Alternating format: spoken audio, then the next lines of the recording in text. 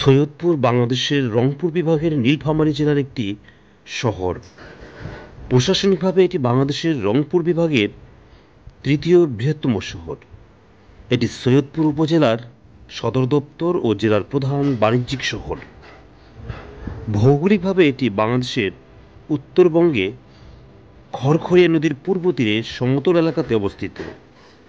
সৈয়দপুর শহর এলাকার জনসংখ্যা প্রায় 1,33,433 জন। জনসংখ্যার বিচারে এটি বাংলাদেশের 32তম বৃহত্তম শহর। রংপুর বিভাগের একমাত্র বিমানবন্দরটি এখানে অবস্থিত হওয়ায় একে উত্তরাঞ্চলের গুরুত্বপূর্ণ যোগাযোগ কেন্দ্রে পরিণত করেছে। বাংলাদেশের গুরুত্বপূর্ণ সড়কও NA5, যা এশিয়ান মহাসড়কের অংশ, এই শহরের মধ্য দিয়ে গিয়েছে। সৈয়দপুর শহরের আবহাওয়া ক্রান্তীয়, আর্দ্র ও শুষ্ক প্রকৃতির।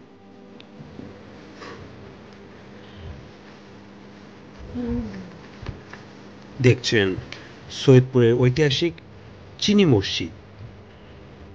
নীলফামারী জেলার সৈয়দপুর বাংলাদেশের প্রাচীন শহরগুলোর মধ্যে একটি, আর এই সৈয়দপুরে রয়েছে চিনি মসজিদ।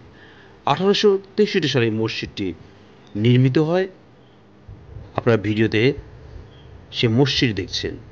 মসজিদটি নীলফামারী সদর থেকে 20 কিলোমিটার দূরে সৈয়দপুরে অবস্থিত।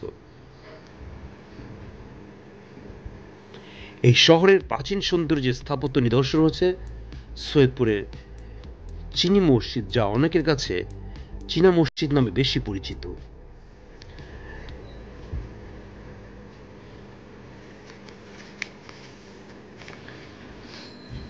সৈয়দপুরের অতীত ইতিহাস সম্পর্কে তেমন কোনো জানা যায় না। পূর্বে এটি কামরূপ রাজ্যের অধীন ছিল।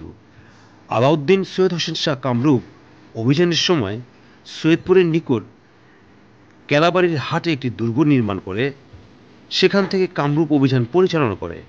1870 সালে ব্রিটিশ ঔপনিবেশিক শাসনামলে প্রতিষ্ঠিত সৈয়দপুর রেলওয়ে ওয়ার্কশপের কাছাকাছি সৈয়দপুর শহরটি প্রতিষ্ঠিত হয়েছিল। এই সময় সৈয়দপুরে বিহারিদের আগমন হয়। 1915 সালে রেলওয়ে স্টেশনের পাশে সৈয়দপুর থানা প্রতিষ্ঠিত হয়। 1958 সালে সৈয়দপুর পৌরসভা গঠিত হয়। 1947 সালে ভারত বিভাগের সময় দ্বিতীয় দফায় অনেক বিহারি সৈয়দপুরে চলে আসে। বাংলাদেশের স্বাধীনতা যুদ্ধের সময় 1971 সালে 23শে মার্চ বিহারিগণ বাঙালিদের উপর হামলা চালায়, যাতে কয়েকজন বাঙালি নিহত হন। 7ই মার্চ পাকিস্তান সেনাবাহিনী কিছু নিরীহ বাঙালিকে হত্যা করে। 23শে জুন পাকিস্তান সেনাবাহিনী 350 জন বাঙালিকে ধরে গোলহাটে গণহত্যা করে। আপনারা সৈয়দপুর রেলওয়ে স্টেশন দেখছেন। সৈয়দপুর রেলওয়ে স্টেশন বাংলাদেশের রংপুর বিভাগের নীলফামারী জেলার একটি railway express. Saidpur rail station Chilahati Parbatipur Santahar দর্শন লাইনে চিলহাটি থেকে পার্বতীপুর অংশে অবস্থিত।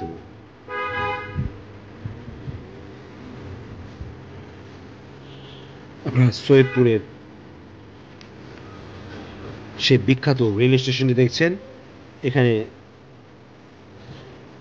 রেলওয়ে কারখানাও রয়েছে।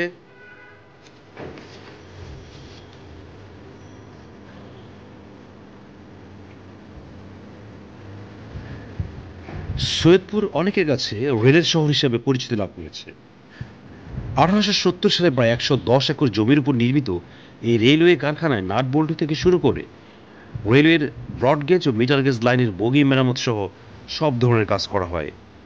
রেলওয়ে কারখানার অফিসের সামনে সবুজ চত্বরের সর্বশেষ 72 সালে বাগেরহাট রূপসা সেকশনে ব্যবহৃত ব্রিটিশ আমলের ন্যারো গেজ ইঞ্জিন রাখা আছে।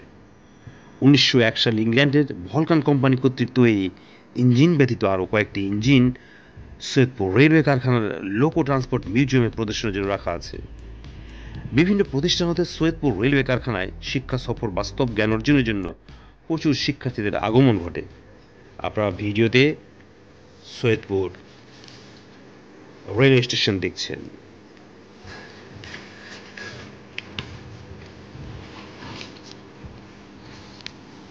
সৈয়দপুর রেলওয়ের পাশেই রয়েছে ক্যাথলিক গির্জা, যেটি ব্রিটিশ আমলে নির্মিত হয়েছে। আপনারা সময় এবং সুযোগ পেলে এই ঐতিহাসিক জায়গাগুলো অবশ্যই ভ্রমণ করবেন।